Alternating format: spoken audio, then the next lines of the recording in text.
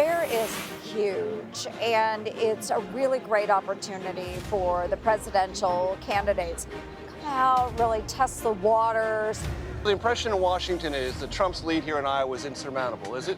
No, of course not. Why not? That's why I'm campaigning, because I believe that my optimistic, positive message is being rooted in Iowa. What are your thoughts about former President Trump?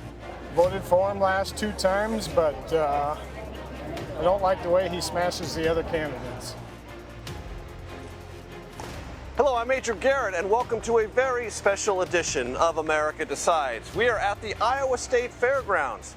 We have shed our air-conditioned comfort in Washington, D.C. and come here to a breezy sunsplash midway right here in Des Moines, Iowa. We're not the only ones who are here, of course. Republican presidential candidates have been making their pitch basically here all week. And we've been speaking with some of those presidential hopefuls and also doing our fair share to talk to Republican voters right here in Iowa who say they will attend the caucuses and therefore exert pretty considerable influence on who the eventual Republican nominee is most likely to be. For more on all this, I want to bring in Amanda Rooker and Musaddiq Badar. Amanda is the chief political reporter for KCCI, our affiliate here in Des Moines, and an excellent affiliate it is, I'm here to tell you. Musaddiq, of course, is a CBS News political reporter. Moose, Amanda, it's great to see you. Amanda, tell me where Trump is in Iowa right now. The poll's showing with a huge lead. Is that where things stand?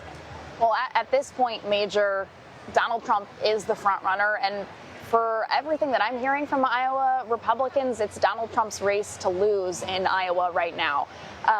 Electability seems to be a major argument that people are making, but Donald Trump, when he comes here and when he talks to Iowans, he claims and he says, I've won before, you voted for me before, you know who I am. He has that mega celebrity status, and we saw that when he came to the Iowa State Fair. We saw people wanting to see him, climbing up on trucks even to see Donald Trump. Yeah. But that's not to say that that could change. I mean, we have 5 months to go till that January 15th caucus date, but right now, it's Donald Trump's universe here. Musaddiq, Trump has won here in general elections. He did not win here in the caucuses in 2016. Yep. And when Amanda says, and I think she's right, it's his race to lose, when you talk to voters, Republicans around here, is there a mechanism by which they can imagine Trump losing this race? There is, and when we talk to voters about this, the one thing they tell us is they love the former president, they love his policies, they love what he's done for the country, but they are starting to feel hesitant about supporting him on caucus night, and they point to the indictments, they point to the language he uses, they point to the way he carries himself, and they are telling me and they're telling us that they're starting to get a little bit tired of that, and they're looking for alternatives, and that presents an opportunity for some of these other candidates who've been here all week long. Let's talk about one of those other candidates. Tim Scott was here yesterday. I walked around the fairgrounds with him. So did Senator Joni Ernst. All the interactions were relaxed, enjoyable. He seemed to draw a pretty sizable crowd. Let's just play a little bit of sound from a brief session that Senator Tim Scott, Republican of South Carolina, had with a rather large group of reporters here yesterday. So the impression in Washington is that Trump's lead here in Iowa is insurmountable, is it? No, of course not. Why not? That's why I'm campaigning, because I believe that my optimistic, positive message is being rooted in Iowa, and that, frankly, our poll numbers continue to go up. That's great news. More importantly, people are showing up at large numbers, and my crowds continue to increase. That's even better news than even polling. So the good news is we have enough time to make this not into a two-horse race, and at the end of the day, we look forward to being the nominee. Will you commit to going to all 99 Iowa counties? I'm going to go to I'm doing a bus tour starting the week after next, and we're going to continue until we get done throughout the entire state. So what do you learn from going through a place like this that prepares you to be president? Well, I mean, one of the things that we can all learn is the importance of work ethic. And many folks get up at 5 o'clock, and the last thing they do is at 10:30 at night. So the importance of work ethic is undeniable. Number two, to do something that you're passionate about is really important. When you talk to the kids are really passionate about their responsibilities and the opportunity. Number three, realize that America provides so much diversity and opportunity. You know, whether you're a farm country or you look at education, the importance of our workforce and our discipline is undeniable when you come to the state fair. So the second part of that encounter was at a livestock barn here at the Iowa State Fair. And like almost all state fairs, this has a very large agriculture component to it. But Amanda, I want to ask you something in your reaction to what I asked Senator Scott about, because you know what I was driving at when I said, are you going to go to all 99 counties? Right. What did you take from his answer? Did you hear a commitment there or a bit of hesitation? A bit of hesitation, although what I have heard from Tim Scott and these candidates is their commitment to the grassroots politics that make Iowa, Iowa. Now, I'm not sure that is, locking down in that answer from Tim Scott to you, but I've heard from him before that he says he is committed to really developing this personal one-on-one FaceTime interaction that Iowans are craving when they're looking for, a potential alternative to Donald Trump. But there's a kind of history in Iowa of this 99 county thing. Right. If you go to all 99 counties, you have symbolically embraced the entire state. The full Chuck Grassley. Grassley's done it for decades. Joni Ernst has now done it 9 years in a row. Ron DeSantis, as I understand it, has committed to that. But it's a huge commitment of time. Right. And campaign managers have historically said, look, some of those counties on the list of 99, there's hardly anyone there. What are you doing, wasting all this time going there? What do you think is the substantive and symbolic value of that kind of commitment? Does it make a difference? Well, I'll tell you, you mentioned Ron DeSantis there. Ron DeSantis right now has been on a bus tour with his super PAC through all 99 counties, and I was following him on one of those over the last weekend. He stopped in 6 counties in one day, one of them, Ottoman County. So small. I talked to an Iowan there who says, hey, we're small, we don't have a lot of population, and not all the presidential candidates are coming here. The fact that I shook Ron DeSantis' hand, I'm locked in and I'm going to be caucusing for him. And so when they hear 99 counties, like you said, Iowans know what that means. Mm-hmm. That means I care about Iowa, and when I go to the White House, I'm going to be prioritizing Iowans' interests. I think that's how it translates to them. Evaluate DeSantis here in Iowa, Moose. He has been doing a lot of campaign events. And as you mentioned, he had 6 events here the day before the state fair. And he has said that he's going to go everywhere. And he's changed a little bit of that strategy early on. It was a lot of big events, big rallies. And now we're seeing him shake hands.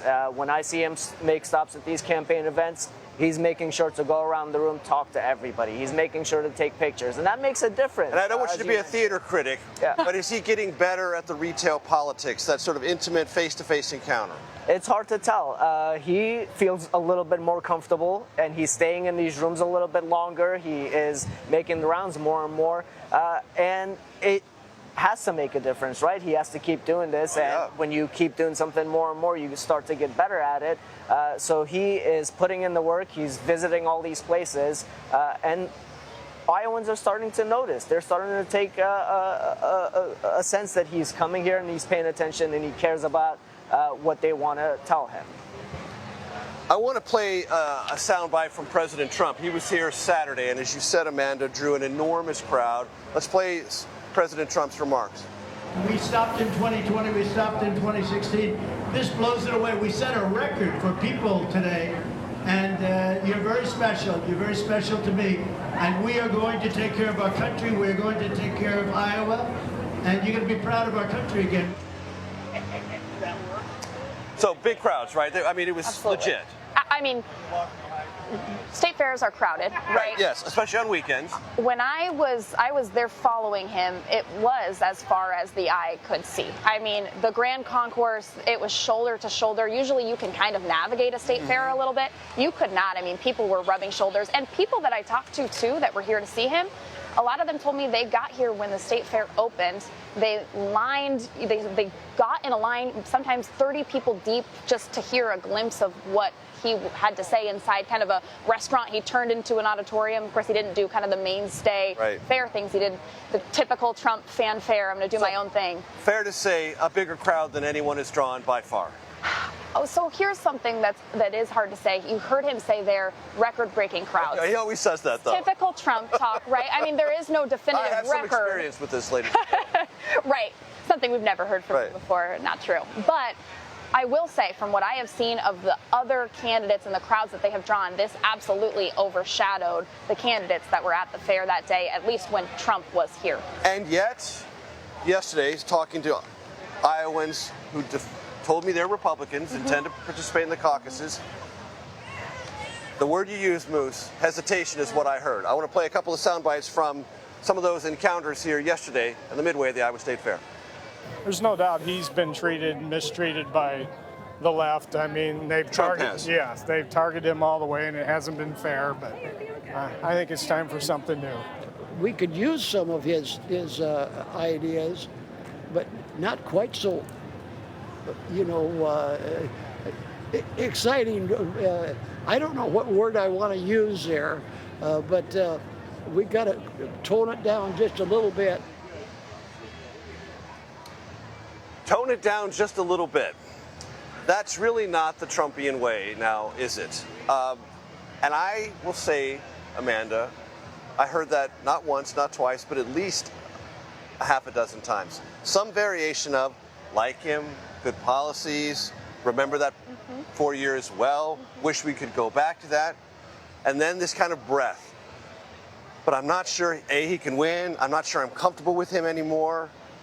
Is that what you hear? That's exactly what I hear. This towering lead. And so that's kind of the dichotomy that we're dealing with, right? Is we're seeing Trump dominate in the polls, and yet on the ground, at least, I mean, right here in central Iowa here, you may not be getting the full picture of Iowans, although you're at the state fair, it draws people Everyone from all I talked to over was a rural. Everyone I talked to was a rural Iowan. And well, so then maybe you are getting a full picture. I mean, the people that I'm talking to in central Iowa, that is over and over what I'm hearing. I voted for him in 2016. I voted for him in 2020.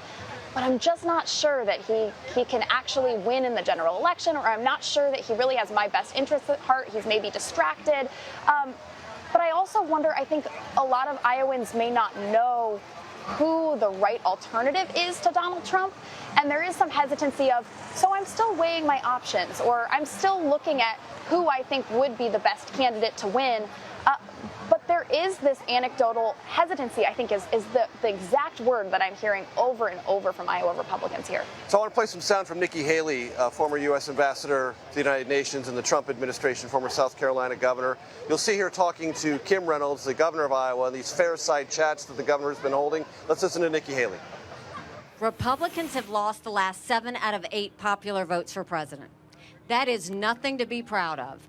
We should want to win the majority of Americans. We have the solutions. We know how to lift up everybody. We just have to communicate it the right way.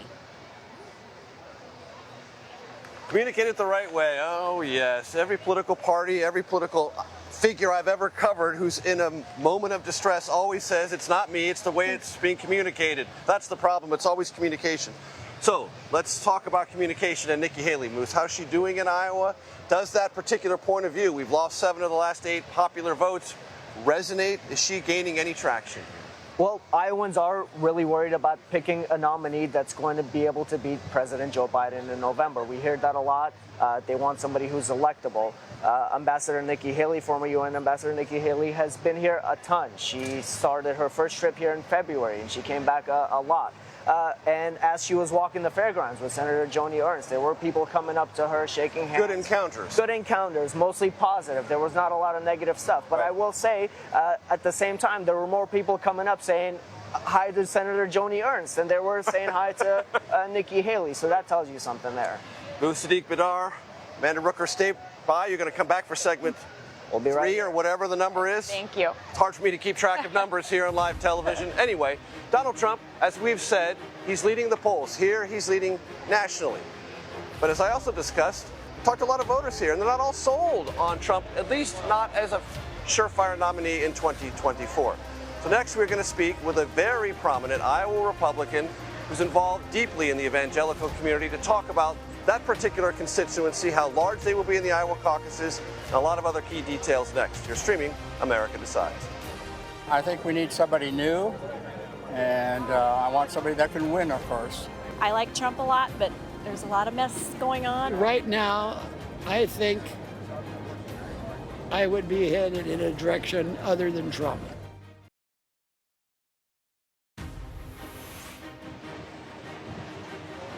Welcome back to a special edition of America Decides, coming to you from the Iowa State Fair. We are at the midway of the Iowa State Fair. Donald Trump is the Republican frontrunner both here in Iowa and nationwide. And yet, despite the strong standing, some Iowa voters we met have an appetite for another GOP nominee.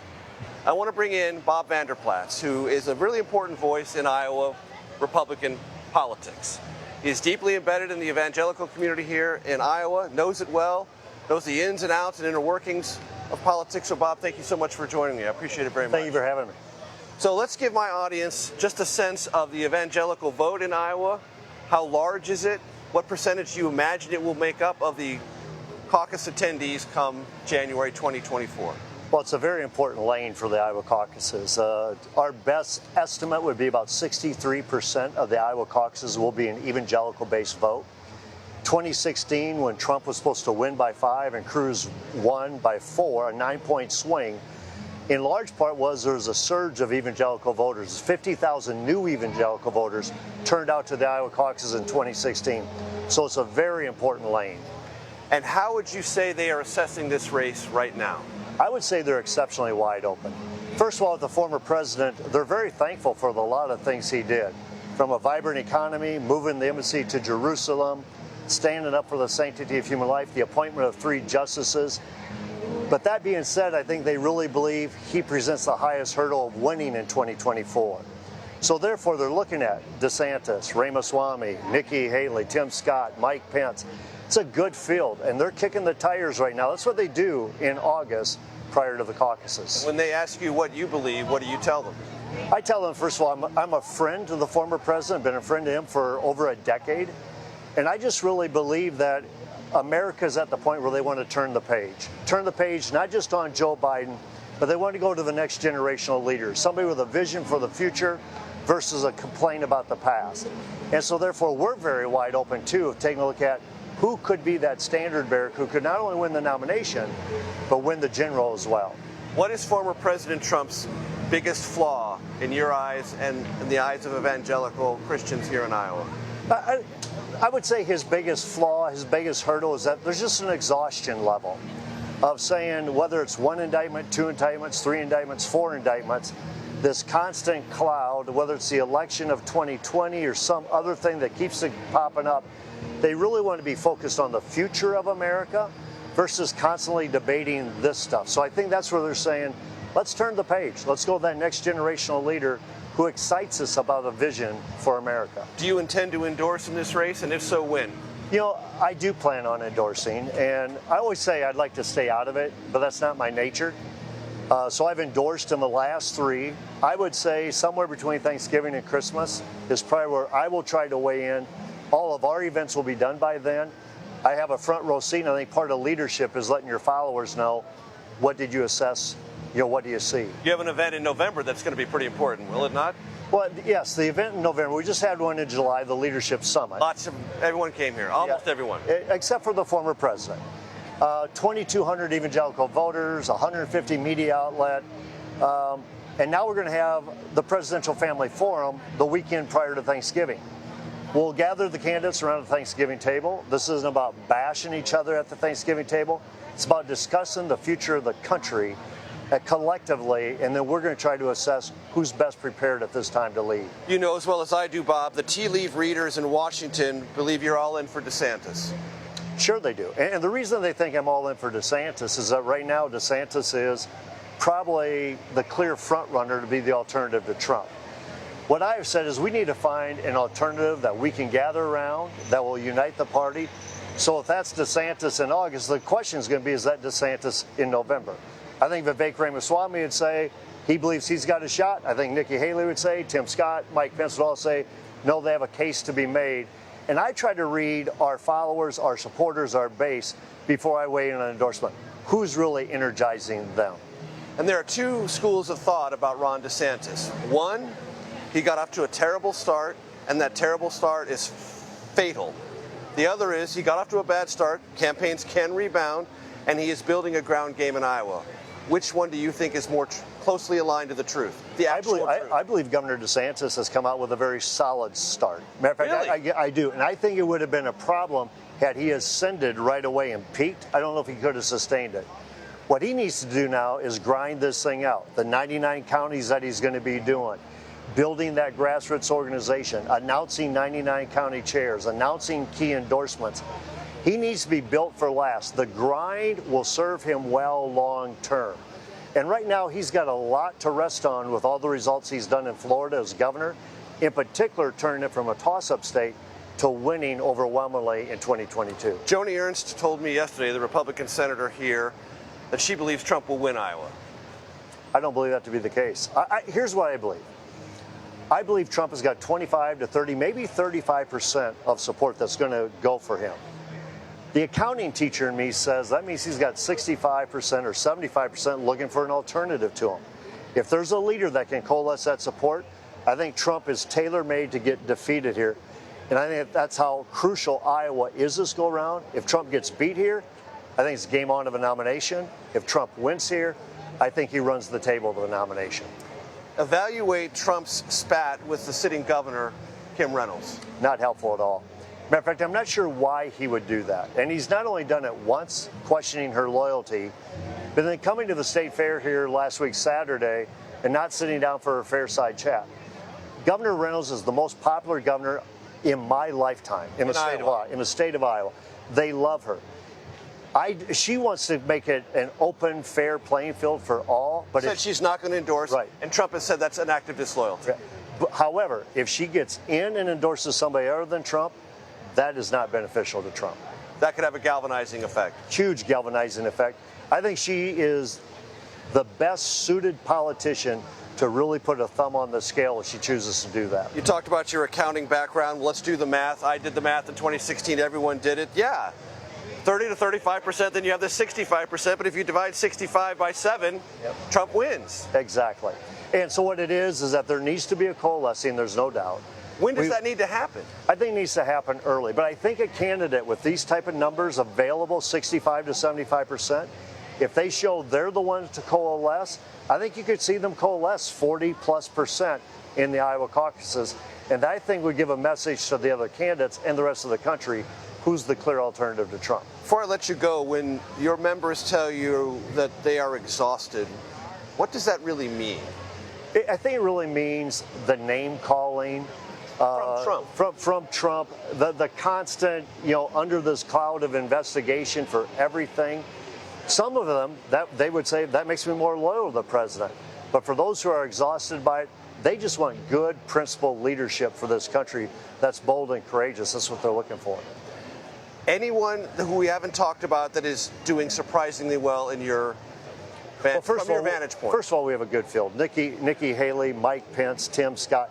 Vivek Ramaswamy might be the most surprising. 37 years old. He's first run at any office, and people like his message a lot. You think he's going to have a moment? I think he may have a moment. But I think Tim Scott may have a moment. I think Pence may have a moment. Nikki Haley may have a moment. DeSantis may have a moment. They Bob, need to you know there are only momentum. You know there are only so many moments to go around. Bob Vanderplatz, I appreciate the time and your expertise. Thanks so much. Candidates have been responding. They do every single time to former President Trump's legal troubles, whichever indictment in whatever sequence. And they've been doing that while they were at the fair. We spoke with one GOP candidate who has been openly critical of the former president. We'll hear about that next. You are streaming America Decides. I said over a year ago, that Donald Trump should withdraw from the race. We see the legal system being weaponized against political opponents. That is un-American and unacceptable. We have signed the pledge to support the nominee because ultimately the mission of reversing the country's decline is bigger than any one person. I think his policy and I think what he accomplished was good, but his personality just turns me off. It's putting down the other political candidates in the Republican Party, and I've had enough of it myself. Looking at the position the country is in right now and how things were when Trump was in office, I don't think that anyone could say that it wasn't better. Voice of Iowa Republicans right here at the Iowa State Fair. Welcome back to a very special edition of America Decides, a 1-hour edition. Hope you popped that popcorn right here from the midway of the Iowa State Fair in Des Moines. Former President Trump's rivals in this race for the 2024 nomination, they've been quick to respond, but not always quick to criticize the former president. This is continuing a pattern that's played out through every indictment, and it played out again after the indictment in the Fulton County, Georgia election case. Multiple candidates have defended the former president throughout his legal troubles, but a couple of others have been critical, including former Arkansas Governor Asa Hutchinson. Amanda Rooker and Musaddiq Badar join us now. As I said, they would be coming back. They are here. Amanda is the chief political reporter for KCCI, our outstanding affiliate here in Des Moines, Iowa. Moose Sadiq is the CBS News political reporter. So for both of you, I want to play an encounter I had with Asa Hutchinson at the fair yesterday about the latest Trump indictment. Let's take a quick listen. I think the two key cases are the classified information, the national security protection, and then the January 6th, and which are both federal cases. And generally, state cases are deferential to the federal case that we brought. And I think you can make a case that Georgia should have been deferential because there's overlap there as well. But it is what it is. And I said over a year ago, that Donald Trump should withdraw from the race because of what he is facing. And if you put our country first, then that's exactly what you would do. And that case is only made stronger with every indictment and case that is brought against him. What do you think the probability is of him dropping out? Well, I think it's nigh unto zero, but I would say that there's probably going to be some challenges under the 14th Amendment. Have you read about that? I have. Are you persuaded by that? I am persuaded that it is another issue that should keep him from the presidency, that could keep him from the presidency. What do you need to do to catapult yourself? Well, the debate is important, and secondly, it's spending every day in Iowa that I can because people need to get to know me. I'm not as known as the other candidates. My record's not as known. People get to know Asa Hutchinson. Well, that's certainly true. Amanda and Moose, he has not developed any momentum here that I can detect. He has a record. He's an accomplished governor. He was in former President George W. Bush's cabinet, and yet kind of flatlining here in Iowa. How would you evaluate where Asa Hutchinson is, Amanda? Well, I think that he hasn't had a moment, right? He's been here. He's been on the ground.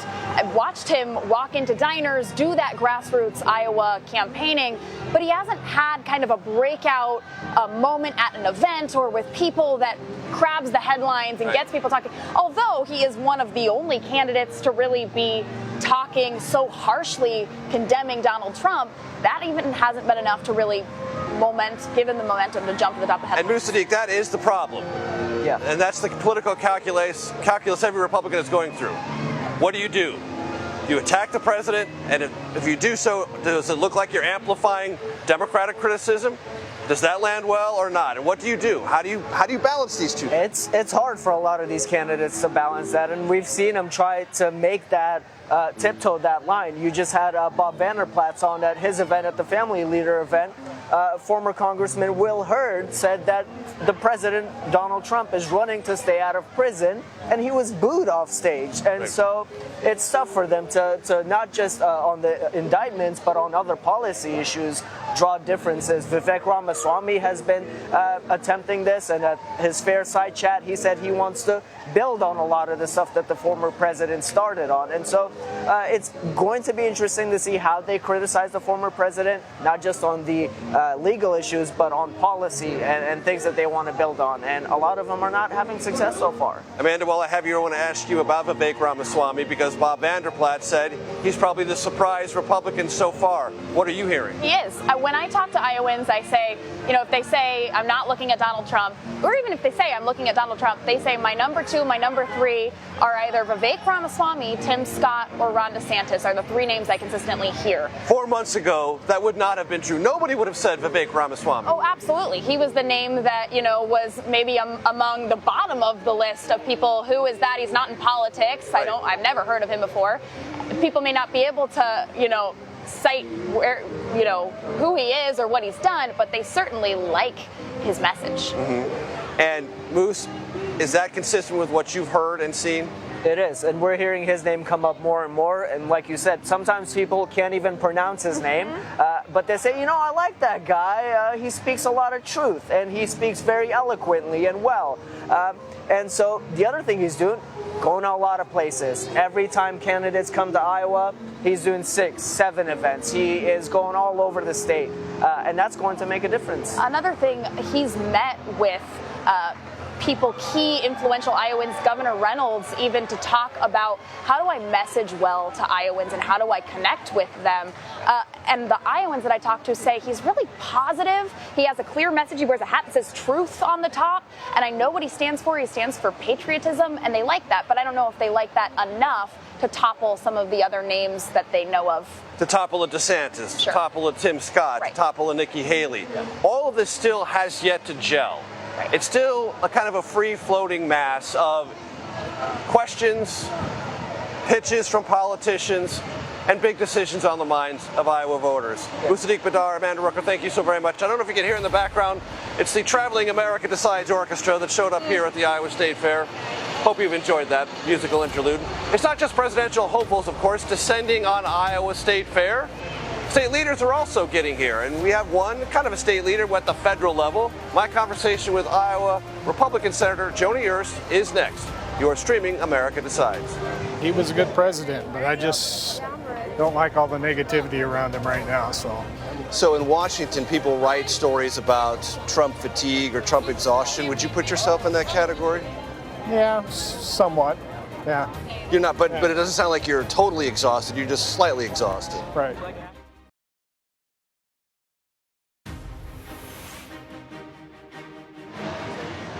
Welcome back to a special edition of America Decides here from the Iowa State Fair in Des Moines. Iowa's junior Republican senator is Joni Ernst. She's been here at the fair, squiring around candidates. I was able to speak with her about what the fair is, and is it the unofficial start of caucus season?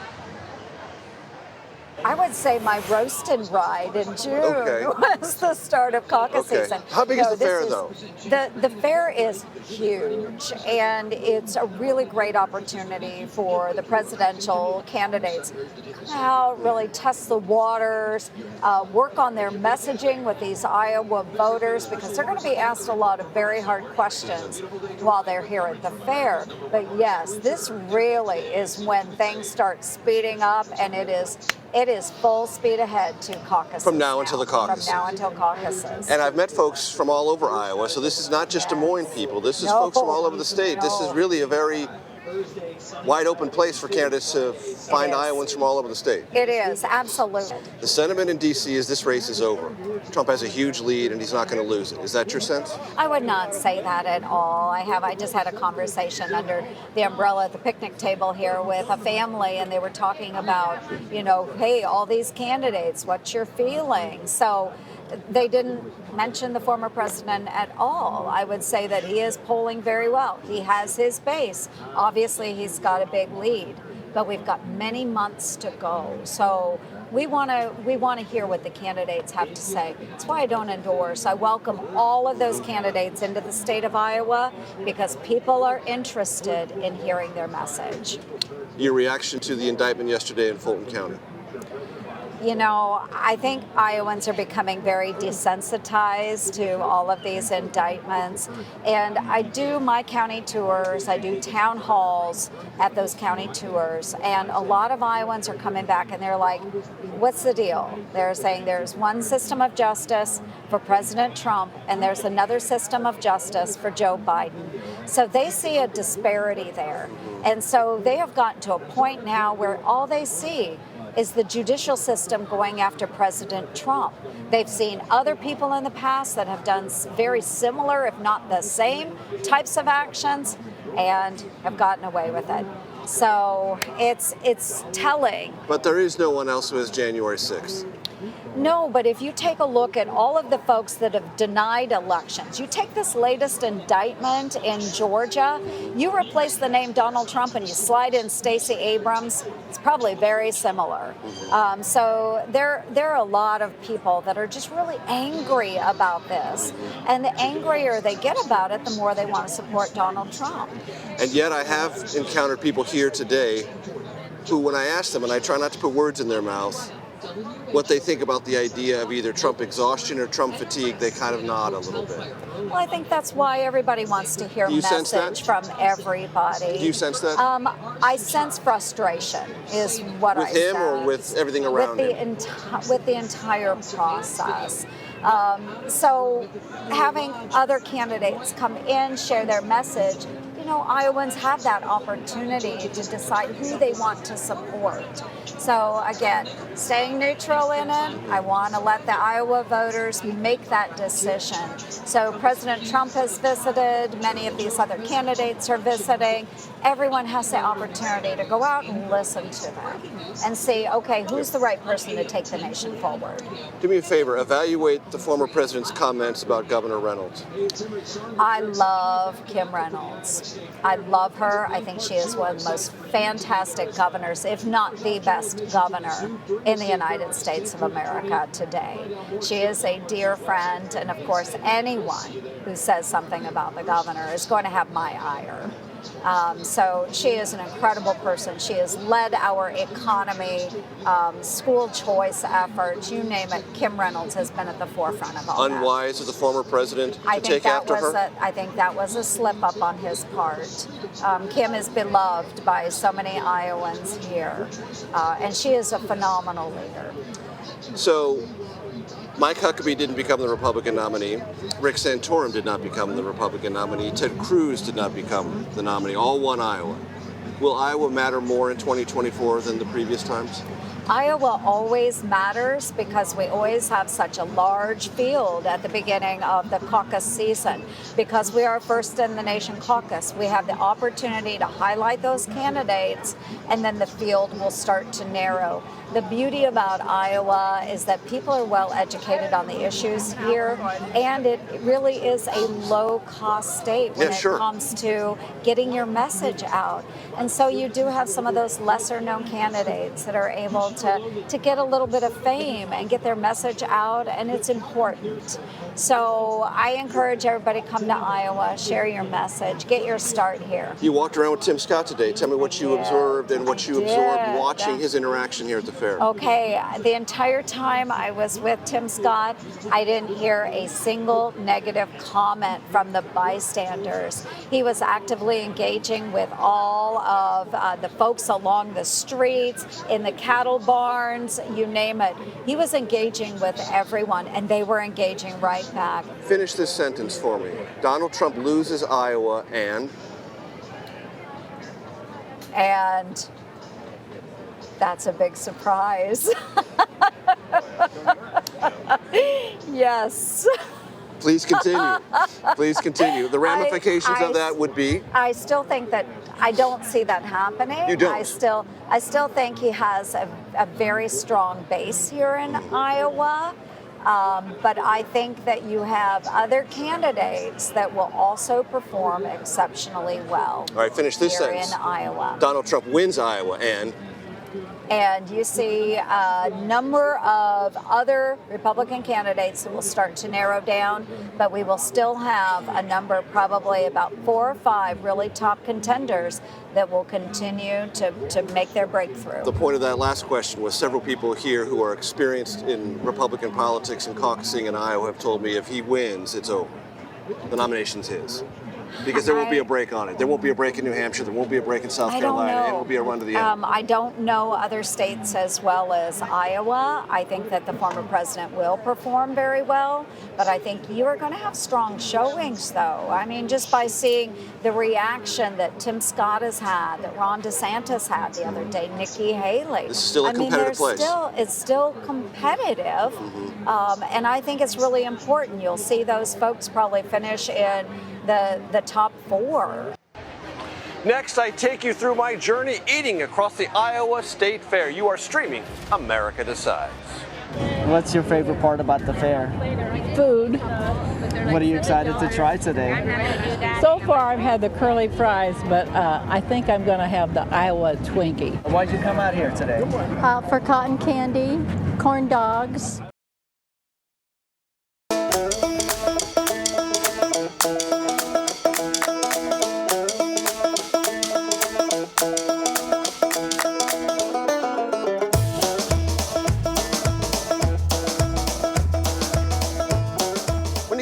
State Fair, you have to eat, and most of the things you're going to eat are fried. And I've got about 6 things I'm going to go to down this midway that I'm going to go try to sample. The quest has 2 goals: keep this white shirt stain free and no lapsing into a food coma.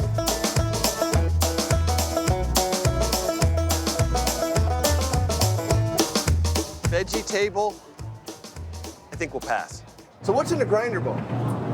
That's the mango sausage. Right. It's got mozzarella inside, so the mango sausage is smoked, the bacon wrapped around it, and covered in marinara sauce. Let me have one. It's perfectly healthy and Perfectly delicious. healthy. It looks Yeah. perfectly healthy. Yes, of course.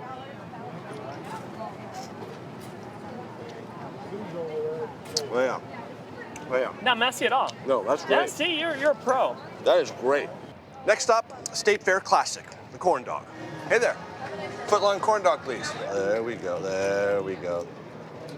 There's no State Fair complete without a corn dog. Now for some Iowa State Fair fine dining. A pork chop on a stick. Journalist, producer, both consumers. We do this for the joy of it. Okay. Very good. Let's go.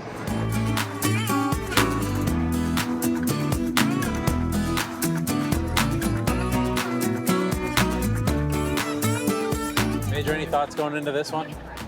I do it for science. You know, all for science. So I'll have one deep fried bacon brisket, mac and cheese, grilled cheese, please. Look at that. I do this for science. Tell me about the sauce. So it's a raspberry chipotle sauce. It's really good. You like it? It makes it an entirely It different does. bite. This is good, but it's so much better with the sauce. And remember this, it's really important. At the State Fair, a diet beverage neutralizes all calories. So next, this is an Iowa Twinkie. Pulled pork, corn, cream cheese, ranch seasoning, fill a bacon-wrapped jalapeno, glazed and smoked with sweet barbecue sauce.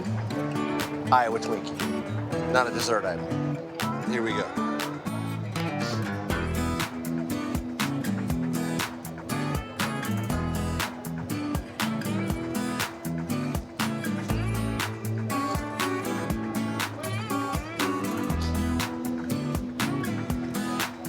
By far the messiest thing I've had. No odyssey at a state fair fried food consumption would really be complete without dessert. That's why we have in front of us the deep fried strawberry shortcake on a stick.